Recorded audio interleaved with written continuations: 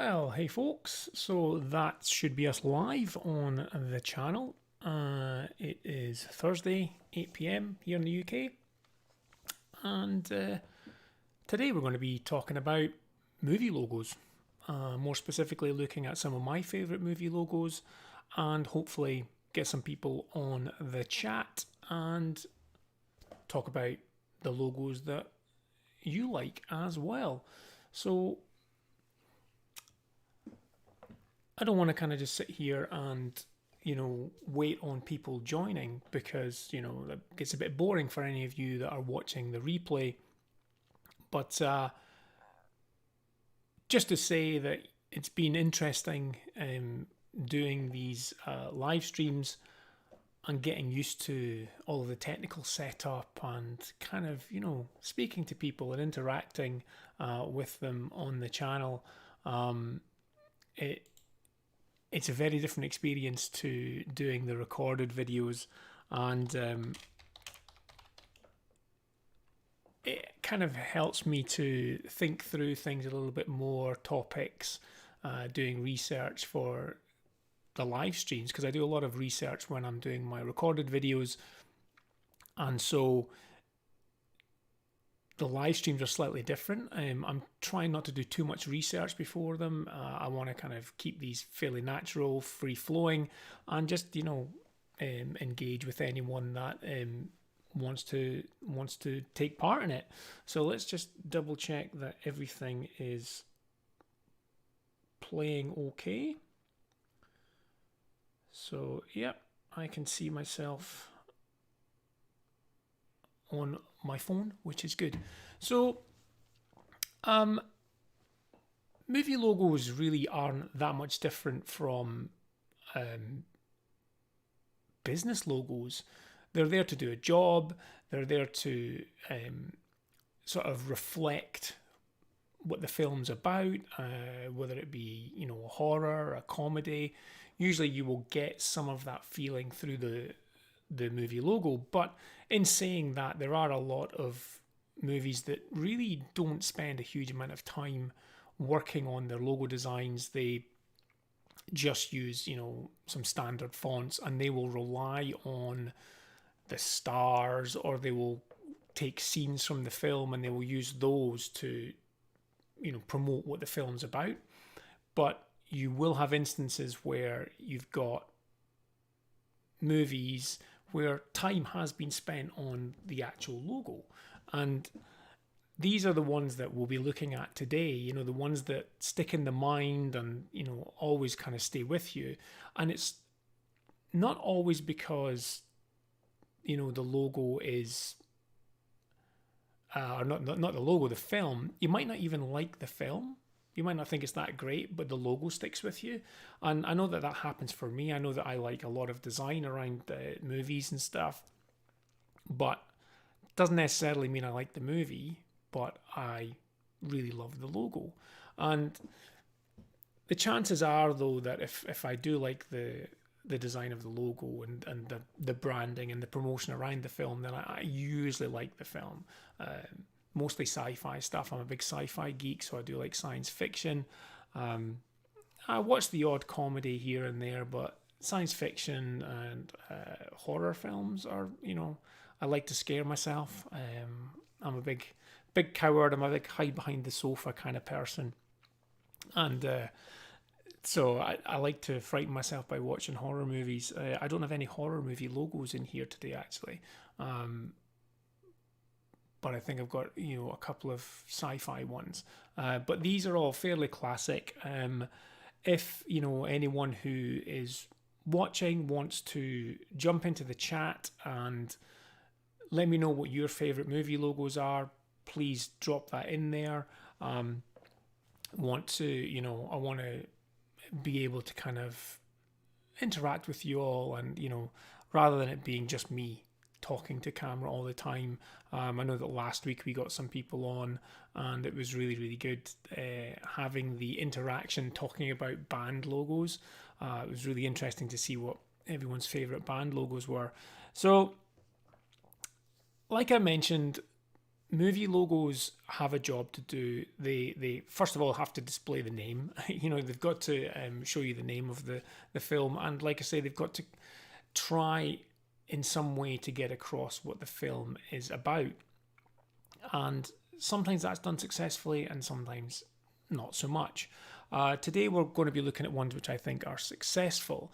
And the first one, the first logo I want to talk about today is, let's jump over onto my desktop so that we can see these. The first logo that I want to talk about today is the logo for The Godfather.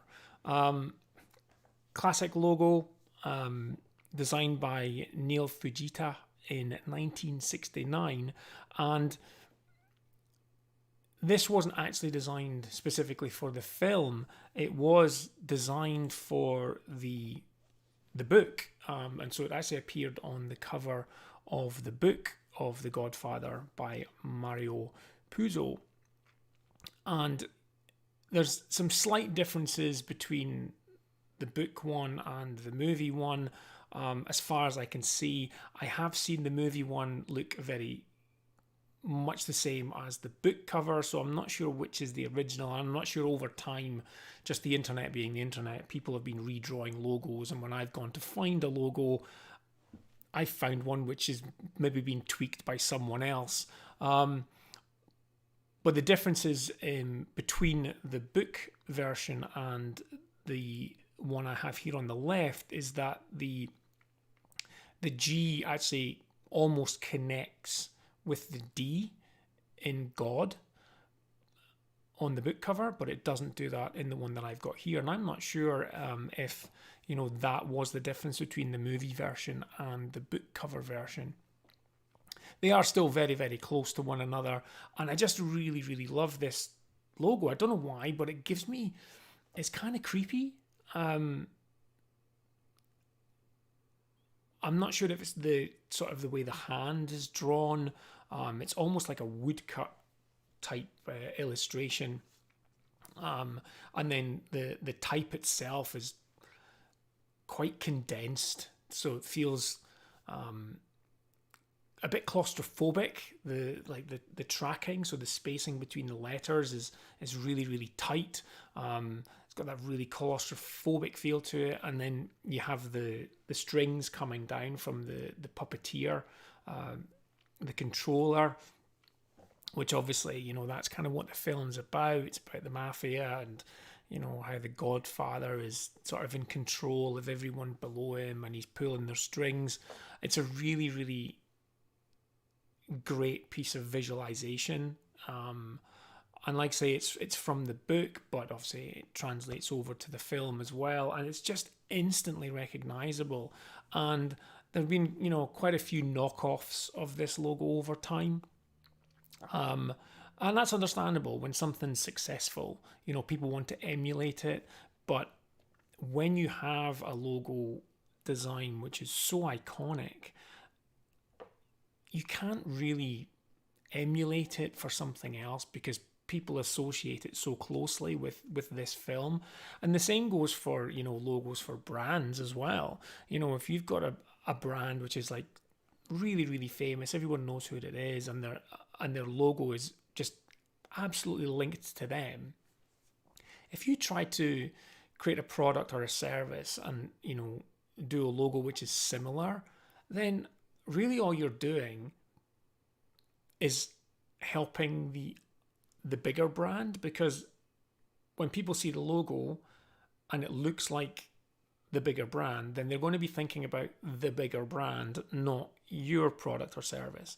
And so that's why it's always better to try to create a logo which is unique to you, rather than trying to emulate another business which is maybe sort of worse if it's in your sector, because you're treading on some scary ground when it comes to trademarking and stuff. But you should always really, from the ground up, be looking at your own audience and what would attract them to your brand, and start looking to develop your logo based around that kind of thing, rather than trying to look at someone that's already doing well and try to get some of that to rub off on you, it's more than likely not going to work and just land you in trouble. So the Godfather has been quite influential in, logos down the years. I mean, this is what, 1969, so it's been around for over 50 years, this logo. So you could imagine that it's crept into a lot of different areas. So I'm just checking to see if there's anyone on. So if you are watching the video, please say hi. Please let me know that I'm not alone. Say something in the chat. Just want to check that the chat should be working. Let me just double check. Do some more tech stuff. Let's see. Yep, all looks to be good. So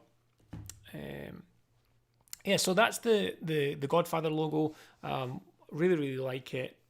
Black and white, clean, clear, quite foreboding, and it just gets across the mood of the film and the book. That sort of, something's happening that's not good. That's the feeling that you get from it. And so I find that's really, really successful. So this is kind of like high up on my list of great movie logos. So let's move to my next one. Different tone altogether now with this one. This one is for Ghostbusters, and it was designed by Michael C. Gross in 1984. And from what I've read, Michael Gross was quite prolific in the National Lampoon series and did illustrations and stuff for National Lampoon magazine. May have done some stuff for the National Lampoon films as well. But this is unlike, similar to the Godfather logo, but very different in terms of tone. This logo gets across what the film's about, and it's a good use of symbology as well, using the sort of the stop sign, the no entry sign, and the ghost being stuck there in between it, and the ghost itself hasn't been done in a way that's frightening or scary.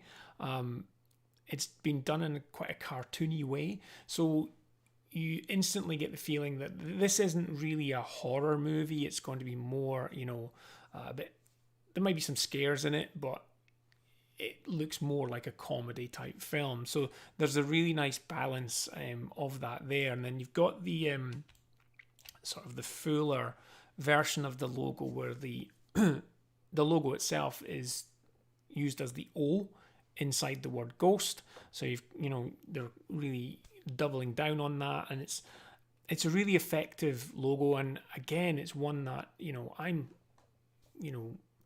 from this era. I was 10 years old when Ghostbusters came out, and I remember to this day we went to see it at the cinema a few times, and I'm saying it's a comedy and stuff, but that scene in the library near the start where the floating librarian ghost turns around and screams, that really scared the bejesus out of me at sort of 10 years old, 10 years old.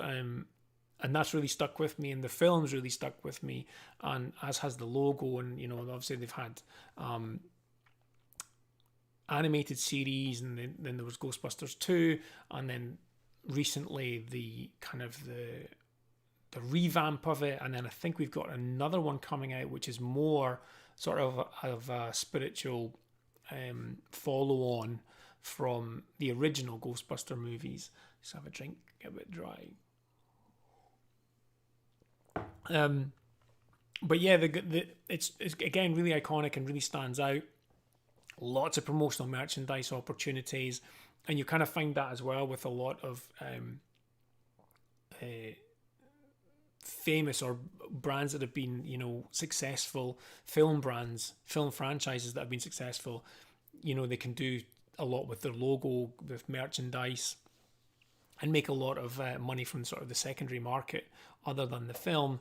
And then speaking of Ghostbusters 2, So the logo for Ghostbusters 2 again followed on from the original one, but the ghost is kind of coming out now, and they've used the fingers for the number 2 in the film. So it's better than just adding a number 2 next to this one here.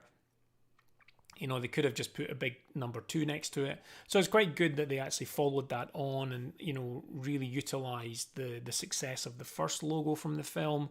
And, just the fact that the ghost has got his foot through the stop sign, sort of that kind of all, if you've seen the film, spoilers, there may be spoilers as I'm talking about movie logos, there's kind of a lot more interaction with the ghosts and things in the second one. I don't like the second one as much as the first one. Some people prefer the second one, but the logo was really good for the second one as well, and I think it really helped tie the two together, and it was a nice continuation of them there. In terms of the typeface, older style, serif type, kind of, almost like I just picture it in my head sort of above the fire station that they use as their base. I think all fire stations should have that, but that was the type. If you'd have asked me before I kind of researched this stuff for today, if you'd have asked me what the type was like, I don't know if I'd have said it was a serif font or a sans serif font, because I could never really find the type. Hey Esteban, yes, Esteban on the chat saying that he likes the first one better. Yeah, I do as well. I just think it's just the, even the look on the ghost's face of shock that it's being stopped. There's never been Ghostbusters before, and so, they're now on the scene. Whereas on the second one, the ghost's looking a little bit more confident, I suppose, a little bit more mischievous. But yeah, I'm not a big fan of the second film. So I'll stick with the first one. I'm not even sure if Michael Gross was the one that did the second logo. I only know that he definitely did the first one. Someone else may have done the second one and just used his artwork as inspiration. So next one for me is Back to the Future. And just to kind of reiterate, the logos I'm choosing these because I feel they reflect the film that they're representing in some way. They're getting across some of the elements of what the film's about, rather than, a lot of films that use the font Trajan or Trajan. A lot of the epic type films use Trajan font, which is Trajan.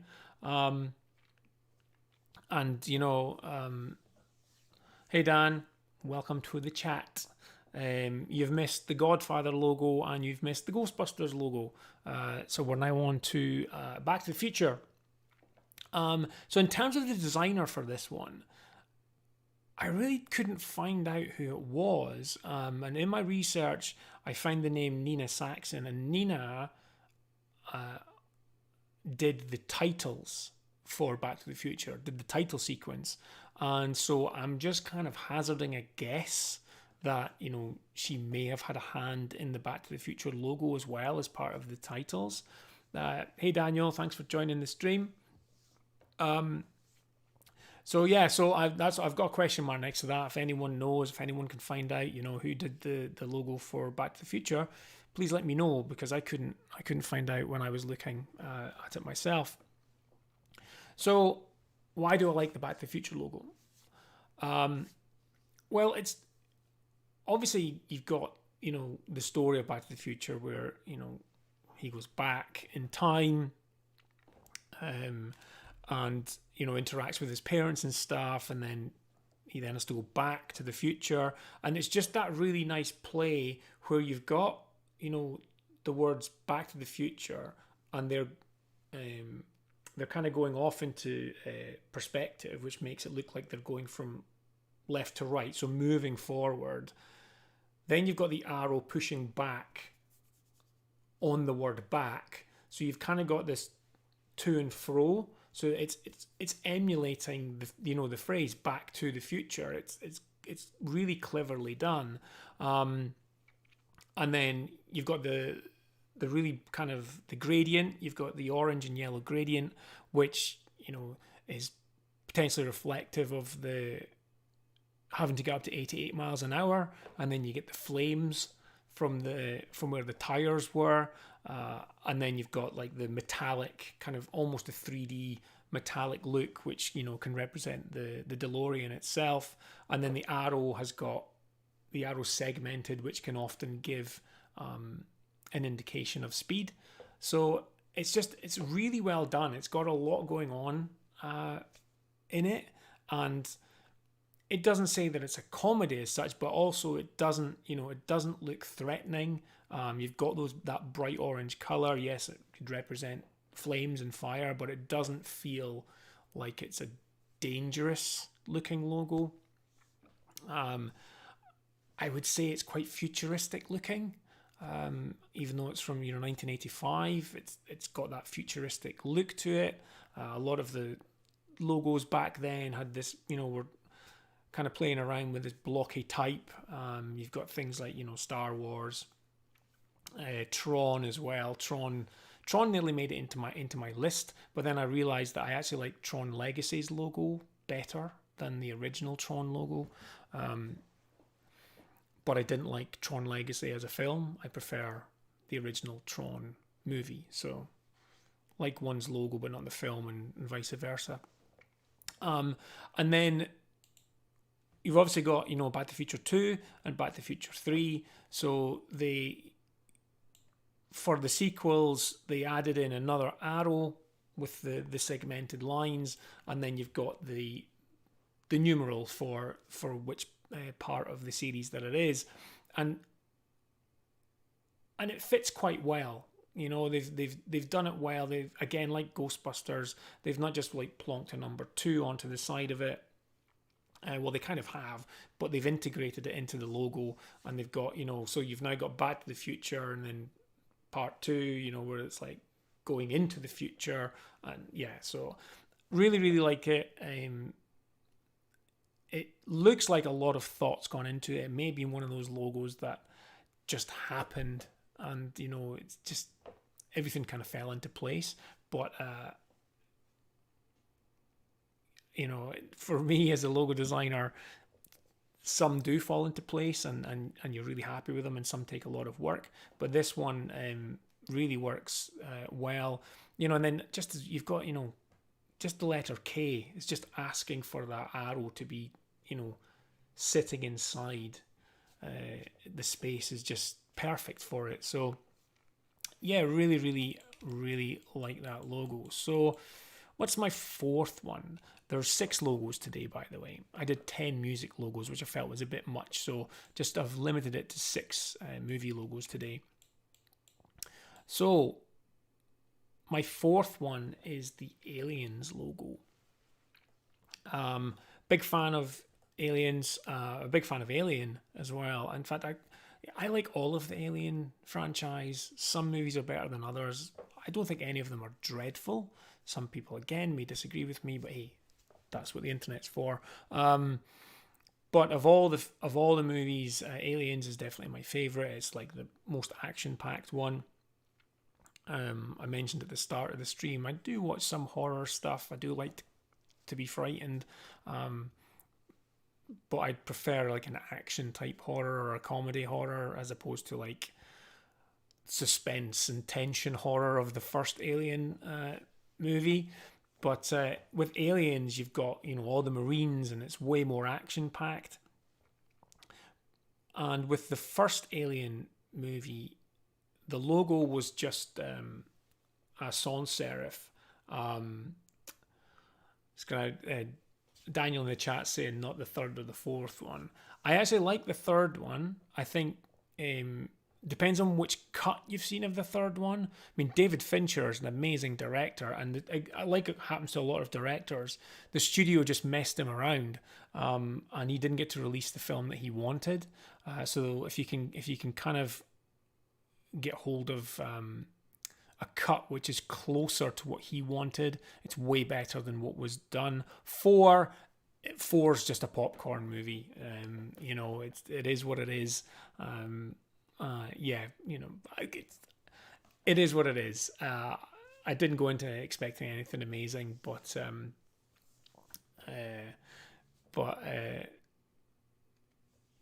yeah, there is a lot of corporate. Daniel saying there's a lot of corporate bull goes on, and there is with a lot of films and stuff. But yeah, I think 3 could have been, really, really good if it went the way that it should have gone. But hey ho, it didn't. So I'm happy that 2 happened. And in terms of the logo, you've just got that really subtle inference of the eye just opening up, just like the alien egg, and something about to come through or out of it. And obviously when this is animated at the start of the film, you've got the light coming through and sort of the mist or smoke, and it's kind of flashing and stuff. It's just really gets across that terror of the alien. And as I was saying with the first film, I do like the titles of the first film and the way the word alien comes in.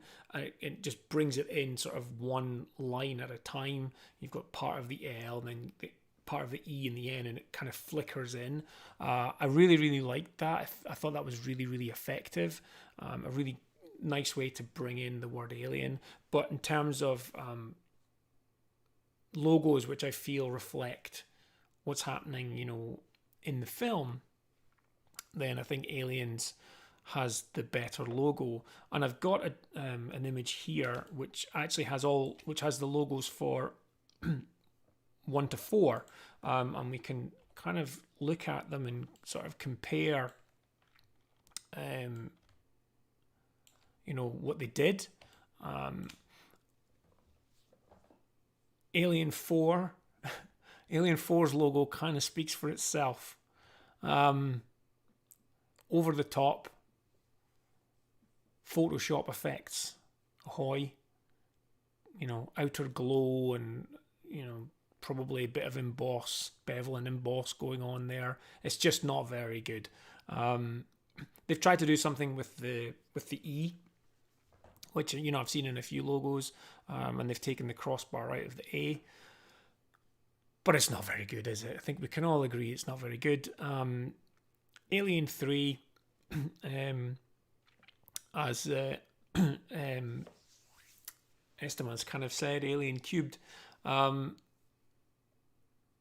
then, so for me, the first 2 are definitely the best. But when I look at all 4 together, then the one for Aliens really, really stands out. And I find this last interesting thing about the logo. And I forgot to say, Michael Dorrit is the guy that designed this logo. So he was involved. So Michael Dorrit was involved, I think, around the time of the first Alien movie, and he'd designed a logo for it, which was never used. I think he said it was maybe used on one poster, but it might have been like a Portuguese poster for the film or something. And if you can forget Alien 4, then the other 3 logos are, fairly basic in terms of text. And the logo that Michael had done for the first one was kind of different. It has that sort of H.R. Geiger look to it. It's got, definitely pulls in all the aspects of the alien creature and used that, and it does, to me, it looks a bit dated, but at the same time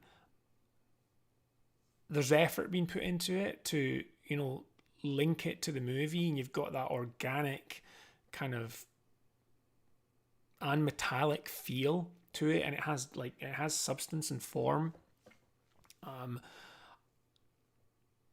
but it kind of also smacks of like B movie type logo. I don't know. It's hard. It's really hard to kind of go back that far with a film you've seen so many times and the logo you've seen so many times, you've got used to it, and then see that this could have potentially been the logo that was used for the movie. I mean, you'd have to put a lot of work into this. So I'm sure he was pretty disappointed when, you know, it basically was sort of swapped out for just, you know, a sans serif standard font. So I'm sure he was gutted at the time. But, you know, that's kind of what happens, I suppose, in any design industry, and especially the movie industry. Stuff gets left on the cutting room floor. And Michael's Alien logo did, you know, go in there. I do, when I look at it, I do see Alan. I don't really read it as Alien. I read it as Alan. I have a brother called Alan. And that's what I see. I see ALLEN when I read it. I don't know if anyone else sees that, but that's what I see there. So interesting to see that, and to see how much it emulates the creature. So I suppose from that perspective, it kind of fits the brief. It's, you know, talked about earlier on at the start that the logo, you know, a good film logo will kind of let you know a little bit about what the film's about. But at the same time, the good thing about Alien is that you only see glimpses of the creature and you don't really see it. So this actually gives, once you have seen the creature, you can see how this would fit to it. It gives quite a lot away. So, and I'm not a big fan of like movies that give too much away, especially in trailers and things like that, where they just, you know, then there's no point in watching it because you've seen an awful lot of the film. Okay, so next up, classic again. Let's just read the chat here. Daniel's saying with the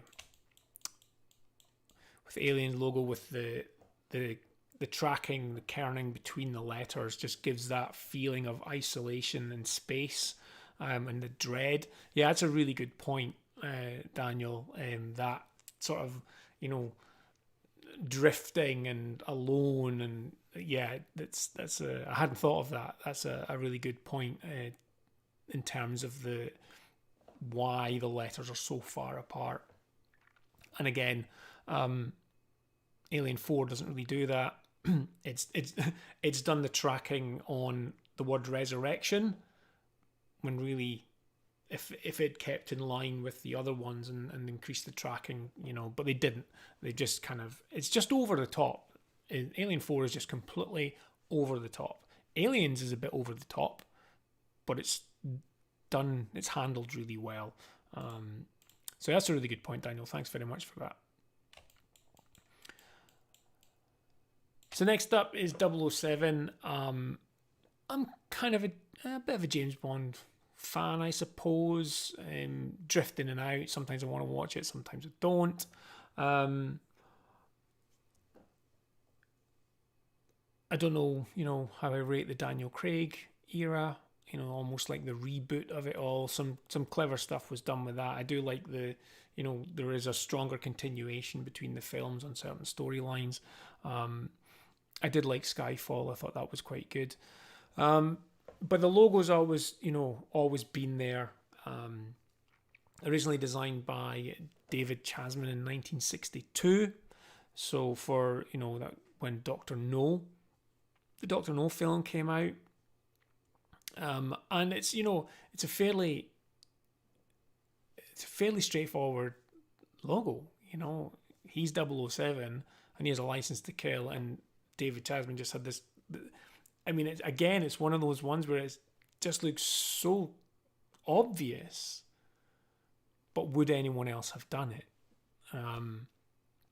You know, putting the barrel and the trigger onto the side of the 7 to make the shape of the gun. I think what's the gun he uses? It was in the older films a Walther PPK, which is quite a small gun. So that kind of fits that. It's not like a Magnum. It's not a revolver. it sort of fits that type of thing. Obviously, this isn't the 1962 version. This is a much more modern one. Probably this version sort of first appeared in 1995, and then in 2002. Was it 2002? Can't remember. But when they kind of rebooted, they sort of tweaked it a little bit, and it's almost stayed the same since then. But I do have some examples of how the logo has developed over time. So this was the first version of the logo, which was kind of used on the books and things, and it hung around for a while, and it was used with in some of the marketing as well for Dr. No. And just interestingly as well, obviously we're used to the gun being on the 7 and pointing from left to right, but on this one it's pointing right to left, and then you've got these two shell casings. So that was the one that was there, and then I've got just this kind of covering. I'll just reveal these one at a time, and then I think this was again round for Dr. No. This is from a Yugoslavian poster. So this was sort of the first time that this logo appeared, I think, in public. And then as time went on, the logo sort of... The 7 was kept the same with the barrel and the trigger, but it sort of moved with the times a little bit. You've got this... This is very sort of 60s and 70s... almost bubble writing feel to it. It's quite chunky. It doesn't have... I mean, I prefer this one above it. It has a much more militaristic kind of feel to it, whereas this one's a little bit too organic looking. Then it changes a little bit. The zeros get elongated and kind of pulled in a bit. And we've still got that roundedness inside the 7. And then the barrels seems to be shortened a little bit, made a bit chunkier. And then we move to this version. Again, it's ever so subtle, but the 7's starting to be kind of... the weight is getting a little bit more even throughout it. Again, the barrel of the gun has changed. And then we move on to sort of the latest version of it. So it's always cool to see logo evolutions, and how they change. We've all seen, photos of the Coca-Cola logo and how that's kind of evolved over the years. It's fairly, you can see that it is an evolution and it's been finessed over time. And that's sort of what's happened here with the 007 logo. And then you compare that with maybe something like the Pepsi logo, where they're just trying to... It kind of changes up drastically, every sort of 10 years or so, as they try to capture a trend or just try something new.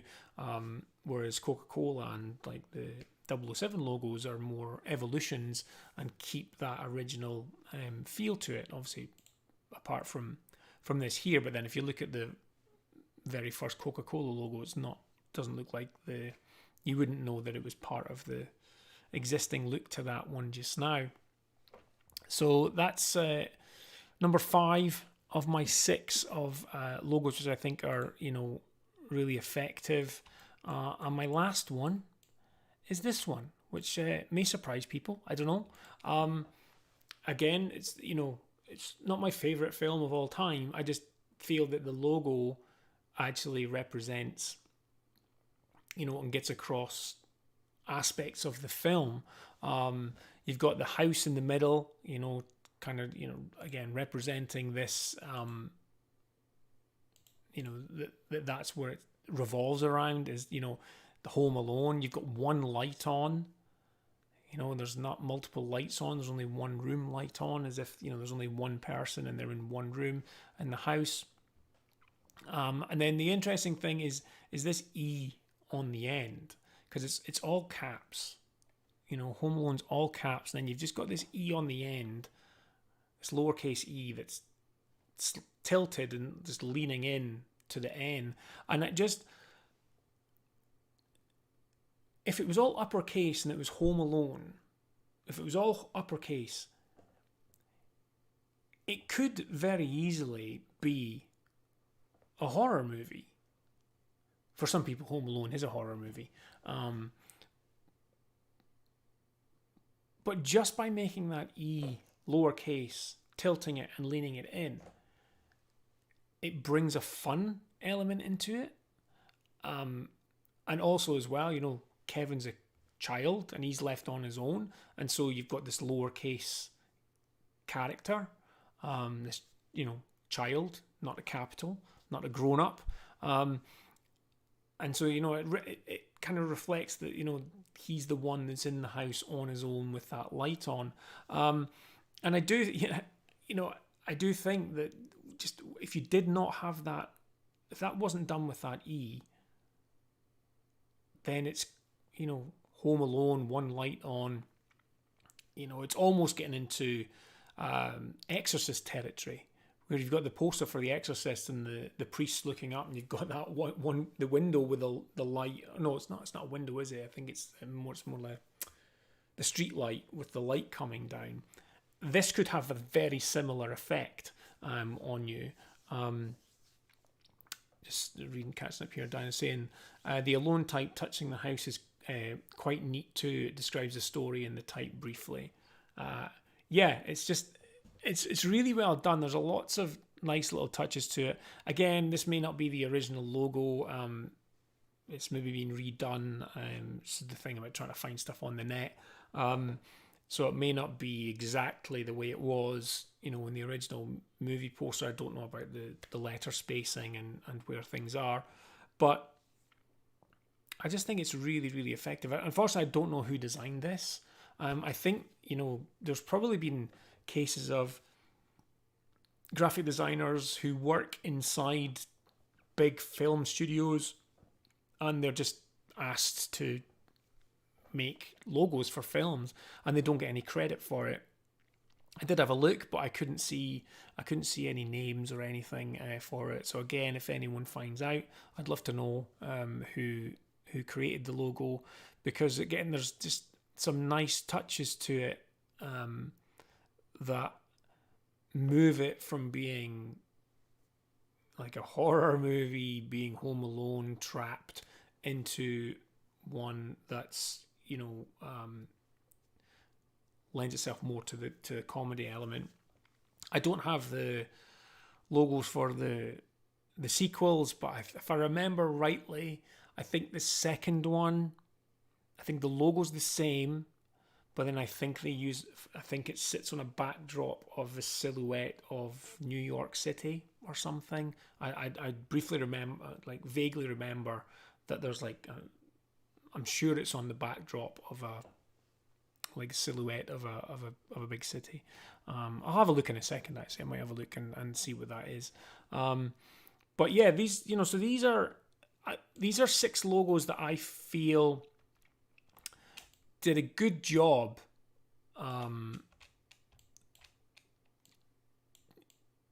Did a good job. Well, not so much the Alien ones. The sequels, but these other ones, these logos, I just think that they all do a good job of getting across what the film is that they're trying to, you know, that they're representing. And as I mentioned, there's a lot of films that don't put any work into the logo. It's just they just choose some type and they just type it out and that's it, and then they'll rely on stills from the film or, you know, something else to convey what the film is about, which is fine. You know, it's quite a legitimate way to do things. But, you know, when you've got films that, you know, are trying to build franchises and they go into it from the start, maybe looking to, you know, thinking, right, if this takes off, then we'll have a big franchise, then they probably want to spend the time creating a logo that can be used and is identifiable with that film franchise, so that they can easily promote any sequels or sell merchandise. There's many logos that probably would have been on here if I'd increased this to 10. Daniel's asking, for the Godfather, what does the hand puppeteer symbol represent?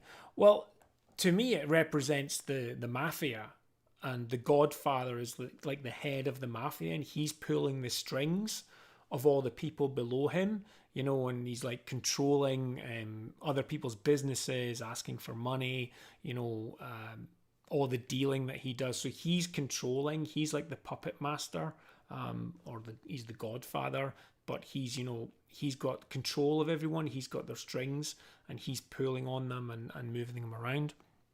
And it's, the fact that the strings are only connected to the word father as well, it's sort of saying that he's like a controlling element of that.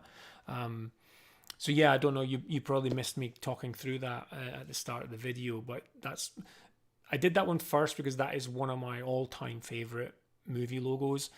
It is just, I absolutely love that. Love that logo. I think it's really well done. And just to kind of recap, that actually the logo wasn't created for the film. The logo is actually from the book.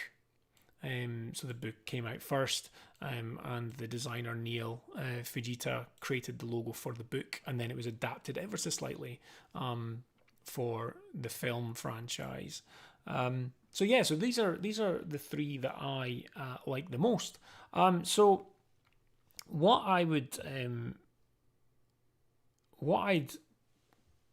like to do is, for those of you that are watching, I'd love to hear what your favourite movie logos are. I mean, there's lots of like last week when I was doing my music logos, they were all old. Nothing newer than, I think 1989 was the newest one. And then here again, a lot of the logos I've chosen, they're like, the newest one's 1990. But I think that's just because of how we all grow up, and these things stay with us. They become part of your childhood, and as you're a teenager and your formative years, and they really latch on to you. I tried to have a look for logos that is like, right, okay, let's just look for logos which I think are good, and and I can talk about them. But I don't know why. I just feel that more effort was put into some of these things than there is today. And I'm really hoping that by having you guys on the call today, that you're going to bring up logos that I've just forgotten about, and has completely slipped my mind, and that we can look at. So I'm going to bring up my web browser. And we can have a look. So let's have a look at the chat. Let's see if anyone's bringing up films that they like. So Esteban's saying, like you say, many movies just do a font with effects, and that's it. The ones that put the work on stand out. On the other hand, you have Japanese graphic novels and anime, and they punch you in the face. Absolutely, they do. They're doing what they say in the tin, they're just like so in your face.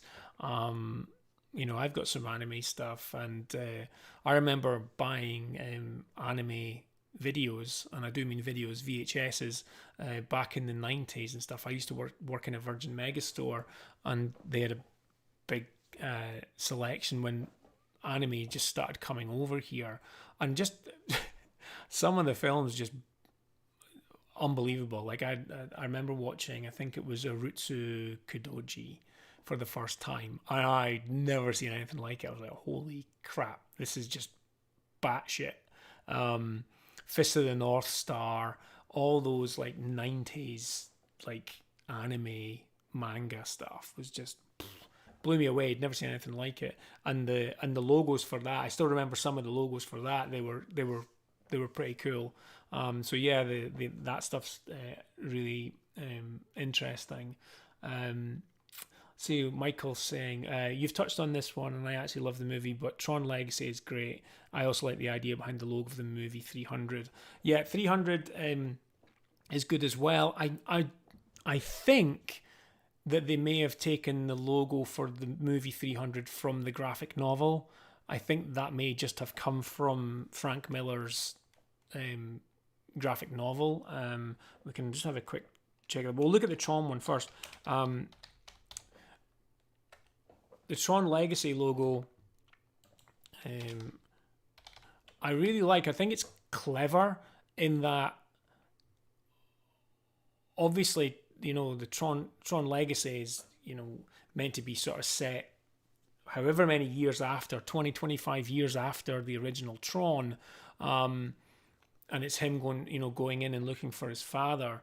But what they've done with the logo is the logo looks modern, but it's also looks like neon lighting, which takes you right back to the time of the first film. Like when neon was the thing. When you look at retro design today, that where it's emulating the 80s and stuff, and it's like neon pinks and blues and the sort of grid lines and stuff that was in Tron. So the original Tron logo was quite chunky and metallic. And then what they've done is for Tron Legacy, they've actually reflected back on the legacy of that first one, and they've utilized this neon look, but it also reflects the inside the computer, the light cycles with leaving the trail behind them and stuff. So I really, really liked what they did with that. The movie was a bit crap. Wasn't a massive fan of it. I think I was just mostly put off by the facial animations where they were trying to make Jeff Bridges look young and stuff. It just didn't quite play off, and I think that kind of ruined it a little bit for me. So yeah, I really love the Tron one. So if we look at the 300 logo,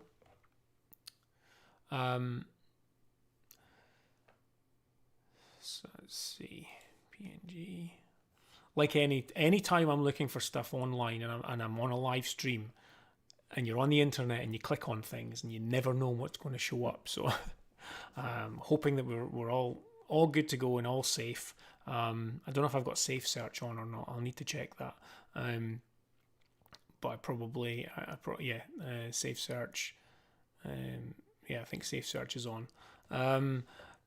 So yeah, you've got the 300 logo, which is just blood, and again, it just describes what the film's about. It's just war and fighting, and this, they're making their stand in blood, and they won't give up. And I'm pretty sure. Is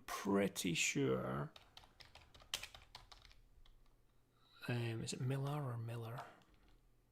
I'm pretty sure it's the logo from the graphic novel. Right, okay. Yeah, so this is the, should be able to open this up bigger. Is it going to let me open it up bigger? It should. Let's zoom in. So this is the front cover of the graphic novel for 300, and you can see here that it's, got the blood spatter. Slightly different in that it's almost layered. It's kind of, they've got this sort of double effect on it. With that, whereas when they had the movie one, it was just that one single flat layer with the blood. So they have lifted that across from the graphic novel. They did an amazing job. They basically recreated that graphic novel and did an absolutely fantastic job on it. What have we got here? The logo for The Thing.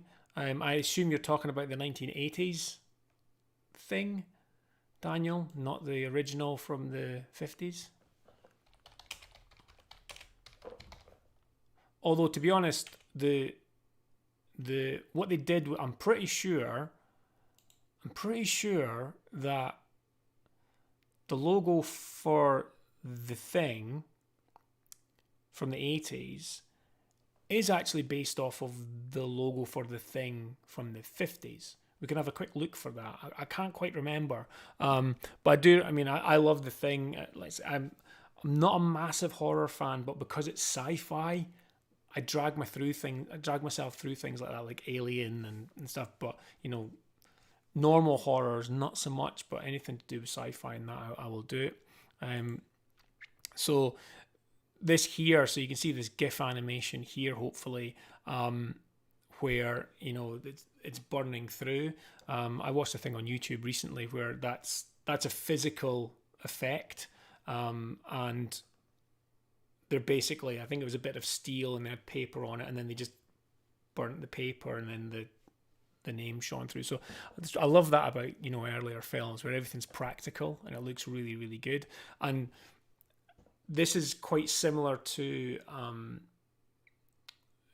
I suppose Aliens came after this, but they've done a similar thing where you've got this light coming through, and the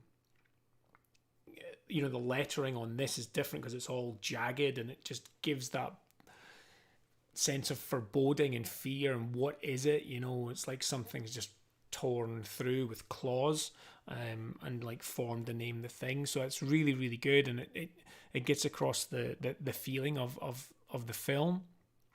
I'm sure, I could be wrong. It's definitely from the 50s. The Thing.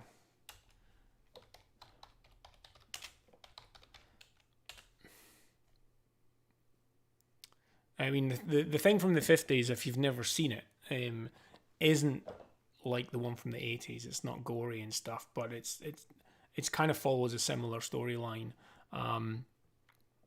But I don't know if I could find the logo for it, because most of the stuff that's going to come up is from the 80s. But there's so there's a poster for it there. If I try and zoom in. So there's the Thing logo there. So it's kind of the same. It's got like the jaggedness and stuff around it. So it sort of takes it from that a little bit. So there's a little bit of callback to that original, which is pretty cool that they did that.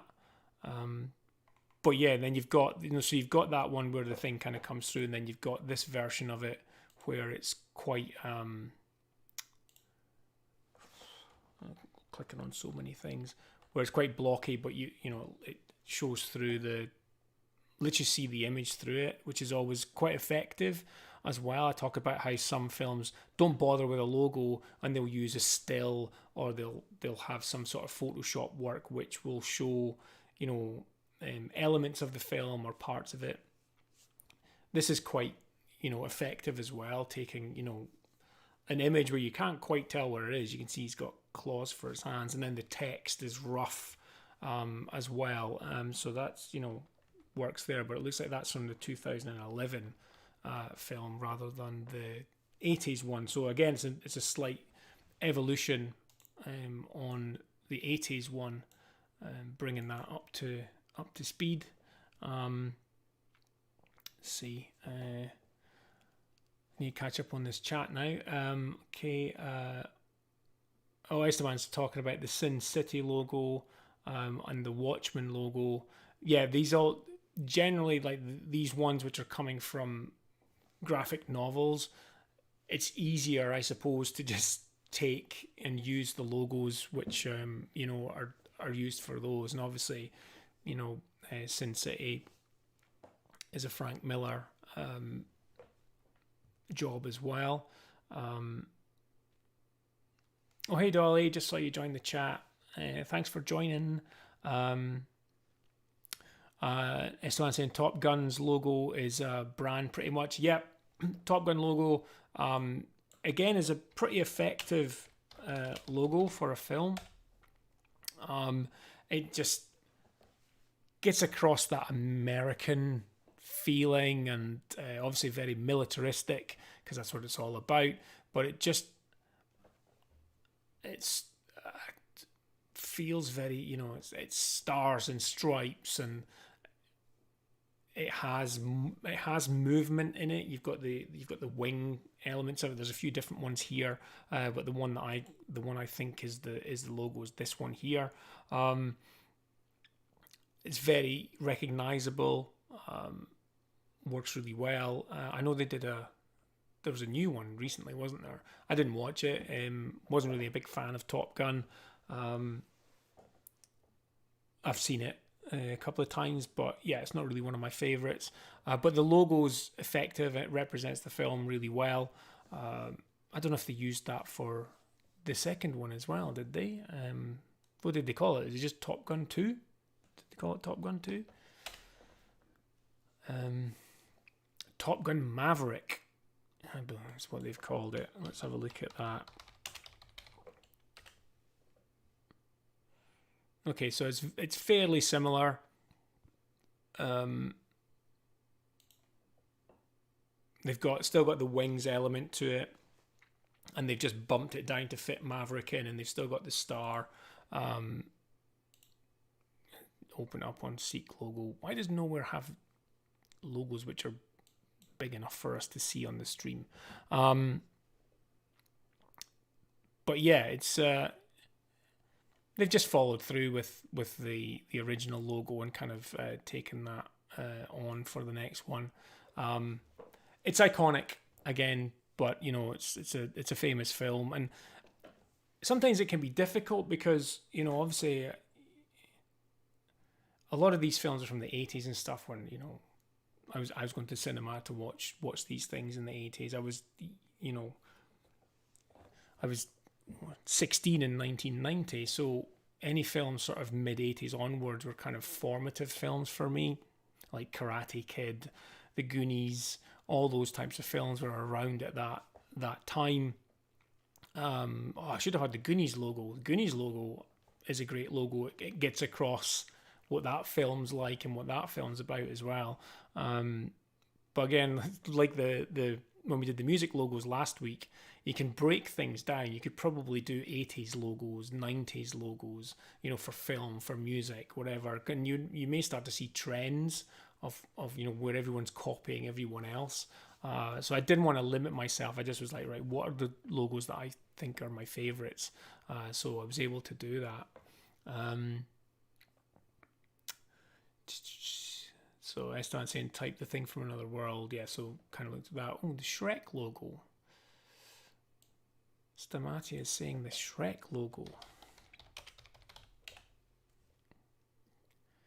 Oh, yeah. As I was going to say, I can't remember what the Shrek logo looks like, but of course I remember what the Shrek logo looks like. Yeah, absolutely, you know, perfect example of getting across elements of the film. Let's see if this is going to open up big. Yeah, we'll just look at this one. And then handily, we've got Shrek down here as well. So they've given it, you know, the logo's got his skin texture on it as well. It's got weight. They're using a bit like the Home Alone logo that we discussed earlier. You know, you've got all uppercase and then you've got this lowercase e in here, which is above the baseline as well. So it's kind of floating up there. It just adds that quirkiness. You know, when you do something like that, you add in a quirk to the text, which gets rid of any serious aspect to it and makes you feel more along, you know, it's more fun. And then obviously you've got the two ears coming out of the S, and it just, you know, it just says fun, and it's kind of, you know, it's that horrible green color that he is. So, you know, there's, you know, it's I often wonder how easy it would be to make, you know, a fun logo turn into a horror logo. What would you need to do to it for it to go away from being more quirky and fun into a horror one? And like I mentioned earlier, I'm pretty sure it'd be fairly easy to do that with the Home Alone one. Bit of a color change. Yeah, I think the Home Alone one would be easy to make into a horror movie. But the Shrek one's a really good one. That's a really good suggestion as well. The new one didn't come out because of the bug. Oh, is that Esteban? Are you talking about the second Top Gun film? It's not been released yet. Okay. Yeah, that makes sense because of everything that's going on. Clockwork Orange. It's another good. That is another good shout. Who else is on the chat that's not given us a logo yet? If you're watching and you've not said what your favorite movie logo is, pop it in the chat. I want to hear. I want to hear where it is. Logo. So it's just the Clockwork Orange logo is just so different. And I think as well, there's a lot of the other iconography that kind of goes around with, the Clockwork Orange film itself. There's, the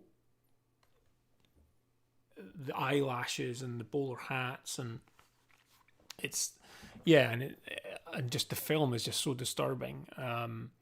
But that's really the type is kind of its time. It's like last week when we looked at some of the logos I chose. One of the logos was for a band called Yes, and it's quite organic. And it's sort of very 70s, very of its time, sort of early 70s prog rock stuff. The Clockwork Orange logo is of its time as well in a design sense, that sort of look to it. And I'm trying to, for the life of me, trying to pick some other stuff out of my head as that would be like it. I can't really think of anything. So it's just, yeah, it's it reminds me of band logos. I think that's what it is. It just reminds me of bands of the time. And as well, just because it's Kubrick, I just get 2001 in my head whenever I see, or The Shining. The Shining's another movie logo which is effective. I can't remember what the 2001 logo is, but I don't know if because Kubrick was well known for his attention to detail and kind of making his actors and actresses cry. From working them really hard. 2001: A Space Odyssey is more or less just a sans serif, I think. Yeah, it is. And yeah, so it's just nice and clean. Looks like Futura or something, a Futura font, typeface font that they used there. What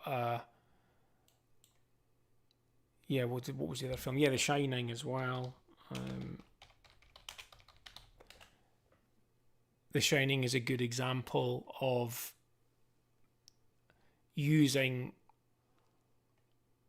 lettering and doing things with the lettering to get across a sense of something's not right, a sense of dread, and then you've got in this version here, that sort of half-tone dot face that's just, in terror. I often wonder if it's like, if that's someone in terror, or if it's meant to be like that scene where Jack's coming through the door with the axe. It's got both. Saul Bass is, bit of a legend in terms of in the design world, and a lot of the stuff that he did for anything, the stuff that made it through is excellent, but then the stuff that's rejected that never made it is usually also excellent. Obviously there's The Maze, which takes part in the film, and he had that, but I love this one here where you've got the maze, but it's like in the shape of an eye. I think that's really, really good. And you just, all of these are excellent. And he's using this, this dot effect really strong lighting and shadow, which really is effective in that giving that feeling of dread again that something's wrong. So kind of got a bit sidetracked there. So just want to check here. So Vex is saying to check out the logo for the Crow, which is obviously one of my favorite films. Big fan of the comic book and the film. And I think the interesting thing for me is it's quite gothic looking, the letter forms for the Crow, and normally it would be in red. So you've got there's lots of different variants of it. Trying to find one which is kind of closest to it. I suppose this one here is probably the closest one to it. It's going to take me to somebody's website. Okay, don't want that. But yeah, the Crow, the logo for the Crow is quite gothic and gets across the themes of the film. And in the lettering, it's kind of ragged. I want to say it almost looks like the font Papyrus, and Papyrus kind of gets the P taken out of it a little bit, like Comic Sans. But it's got that papyrus look to the edging of the letters. But it's also got, when you think of like a crow and stuff, it's got the talons and the beak and stuff. So it's got these sharp points to the text as well, which reflect some of that. And then you've got the blood red of the type, which again tells part of the story, of what happens to him and what happens to his girlfriend in the movie where they're murdered. So you've got that blood element to it. And then the revenge, that he has on the people that killed him and killed his girlfriend. So there's kind of, it's much more simple. The Crow relies a lot more on sort of the imagery behind it. And the type doesn't do a huge amount of the work, but it is recognizable to a lot of people from that film. It has got a massive following even to this day. Daniel's saying Alice in Borderland. So that's a new one on me. So he says it's a TV series. So let's check that one out. Let's just check. What's the time? Okay, so we're a little bit after 9. Alice in Borderland. Logo. Oh, I think I checked. I've not watched it, but I think I saw this come up on Netflix. Yeah, I remember seeing the logo, and it did remind me of. Let's see if I can get this one to open up full screen. Nope. Maybe if I click on it. No. Okay. Not having much luck with these. Obviously, they've got the hearts and the diamonds and the spades and the clubs in the type, which reflects, on the characters in Alice in Wonderland. I know it's sort of like a sci-fi thing, and the type looks sort of like it has heritage, but it also looks quite modern. The way some of the treatment of the type, this C, I really like the way they've done that C with the way they've cut some of the elements out of that. And that L looks quite vicious the way with that point going onto it. But I really don't know anything much about it other than I think it's a sci-fi type series. And for me, I can't really tell too. The inference for me is more that it's something in some way to do with Alice in Wonderland, obviously because of the name. But then I'm relying on the imagery in the background, so this kind of like cityscape in the background, which looks, fairly, I wouldn't say post-apocalyptic, but it looks fairly grim. So it definitely looks more like an adult type thing. So I am keen to watch it though, so you've piqued my interest, so I am going to have a look at that. Esteban saying, so we're talking about 2001, I think. The Space Odyssey, to me, it's meant to be like a statement instead of a title. It's telling you what you're going to see. It has the determination of this. Yeah, definitely A Space Odyssey is like the statement of that. You know, that 2001 is the year, and this, you know, back then it was like 40 years in the future or whatever. So very futuristic, and the whole Odyssey element, it definitely is an Odyssey. It's an experience to watch that film. Blues brought up saying, one I quite like is the Lego movie logos. The 3D effect is super nice to look at. Yeah, the Lego movies.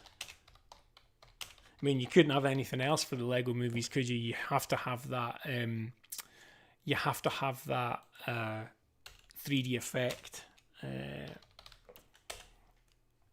Just to get across, you know, the fact that it's Lego and you build things with it.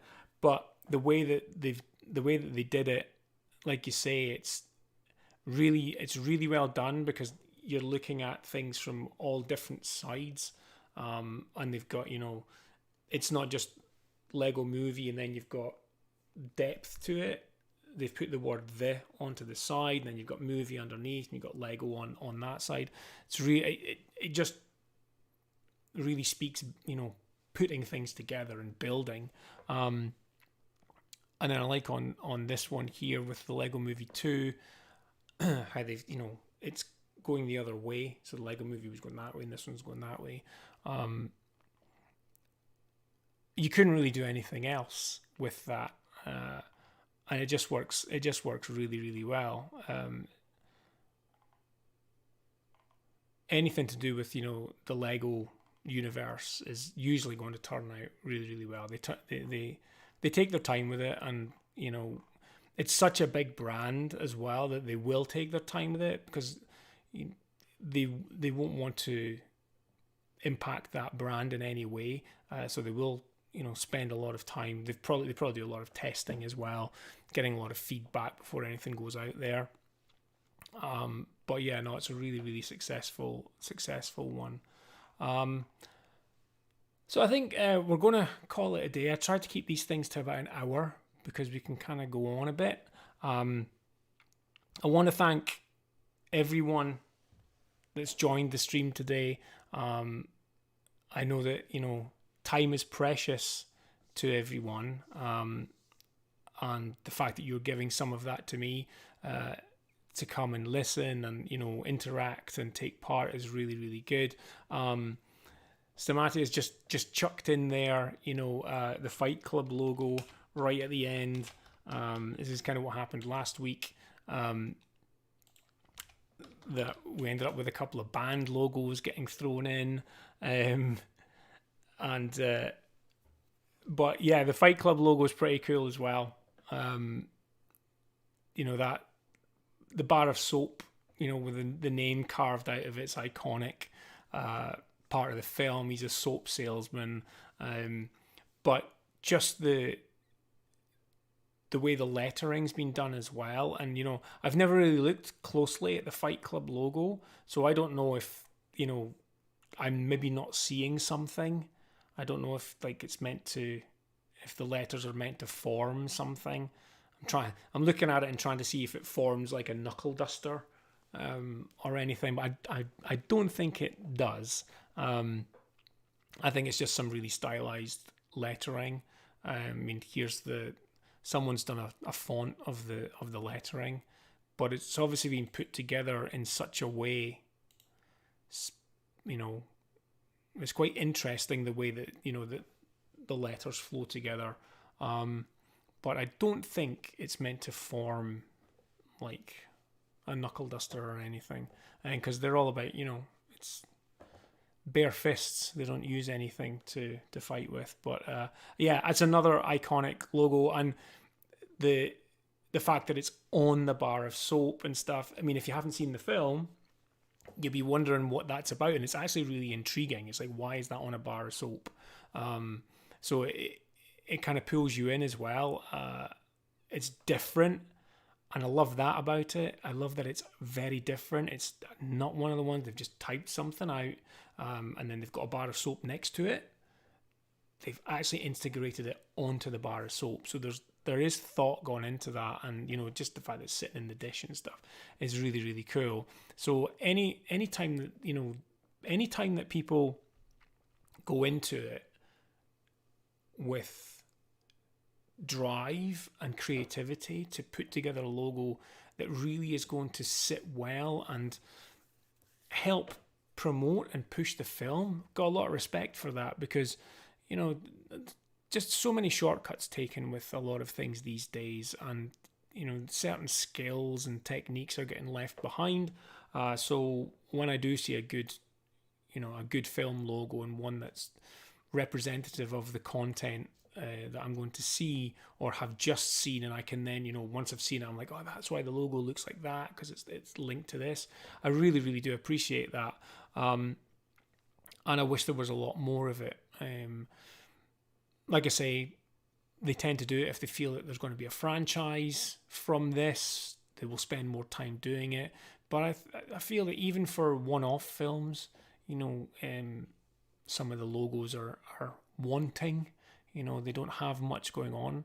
And it's not like, okay, if it's like a very small film and they don't have the budget or whatever to spend time on it, fine.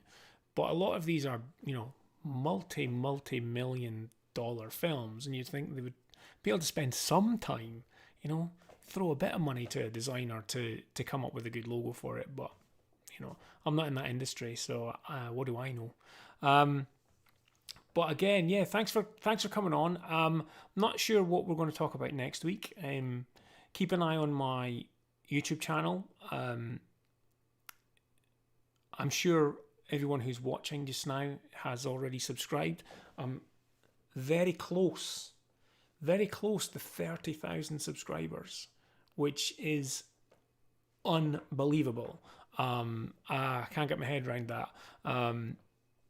The fact that many people want to subscribe to the channel and watch my videos is really, really cool.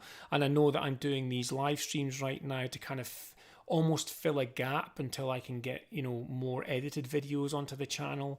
And, I am working on scripts and stuff in the background for that, but juggling client work at the same time.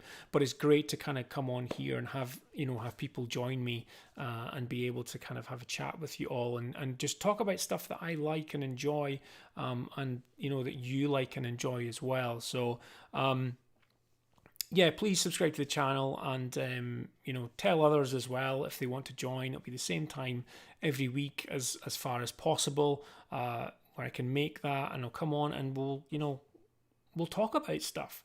I will post in the community tab of my YouTube channel early next week with the topic for next Thursday, and come along and join me, and we'll chat again.